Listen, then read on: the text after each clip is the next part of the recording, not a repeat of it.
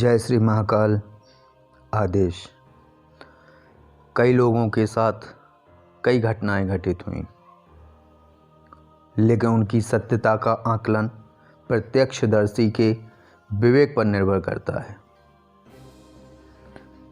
हर श्रेणी अलग, कार्यक्षेत्र अलग, उन श्रेणियों की क्षमता अलग अलग होती है। भूत की अलग, चुड़ैल की अलग, प्रेत की अलग और पिशाच की अलग। तो जब आप कोई ऐसी खाने पीने की वस्तु लेके कहीं जाते हैं जो अनूठी हो, तो उस चीज़ की महक के पीछे ये चीज़ें चल देती हैं, उसे खाने की या पाने का प्रयास करती हैं। जब इंसान का इनसे सामना होता है तो घटनाएं कहानी स्वरूप सामने आती हैं। कुछ किंवदंती बन जाती हैं तो कुछ रोचक कहानी के रूप में प्रचलित हो जाती हैं। जो मैं सुना रहा हूँ ये भी एक विचित्र घटना है। ये घटना ज़्यादा पुरानी नहीं है, कोई 10-12 वर्ष पहले की घटना है। चैत्र मास चल रहा था। गांव का हर व्यक्ति व्यस्त था, क्योंकि गांव में जीवन यापन का एक ही साधन होता है, फसल उगाओ और काटो। सभी के पास ज़मीन होती है, तो किसानी का कार्य होता है गांव में, और इस कार्य से वो पूरे वर्ष का इंतजाम करके रखते हैं। तो चैत्र मास में फसलें कट रही थीं, कहीं कहीं थ्रेसर लगे हुए थे, किसान दिन रात एक किए हुए थे। प्यारे लाल जी के पास 20 एकड़ ज़मीन थी, जिसमें गेहूं की फसल कट चुकी थी। निश्चित हुआ रात्रि में थ्रेसर लगाया जाएगा। रात्रि के 8 बजे 5 मजदूर और उनका ट्रैक्टर ड्राइवर खेत पर पहुंच गए। प्यारे लाल जी भी अपनी बाइक से खेत पर पहले ही पहुंच चुके थे। ट्रैक्टर में थ्रेसर जोड़ा गया, ट्रैक्टर स्टार्ट हुआ और मजदूरों ने अपना कार्य करना प्रारंभ कर दिया।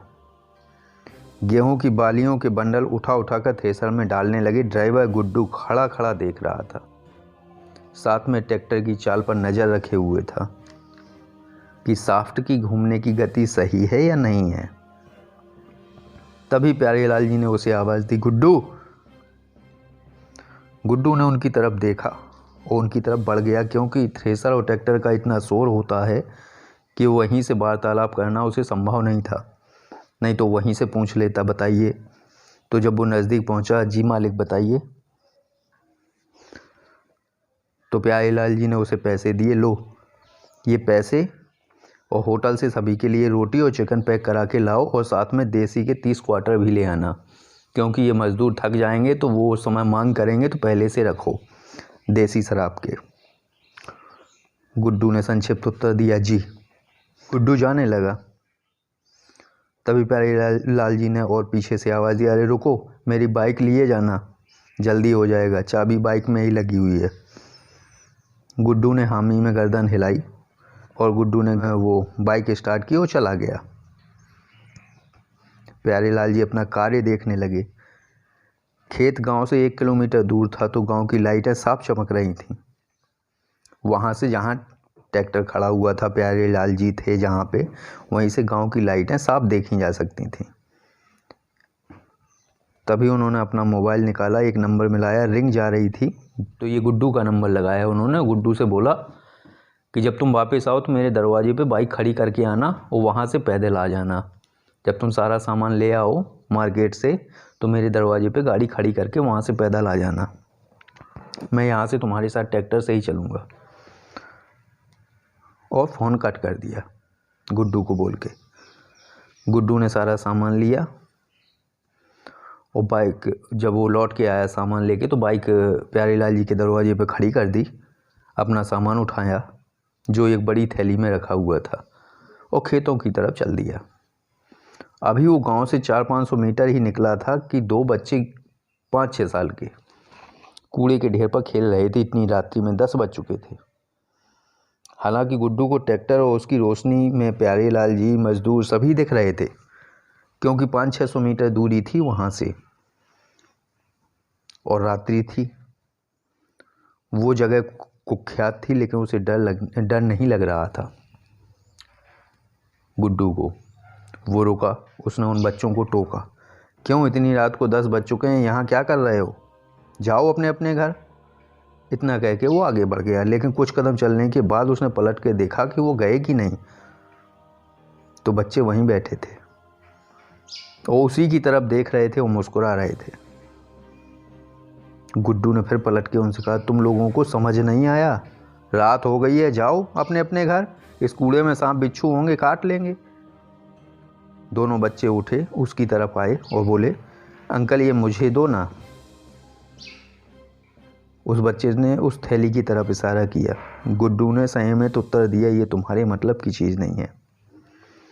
तभी दूसरे बच्चे ने वो पॉलीथिन खींची और पॉलीथिन खींची तो वो फट गई।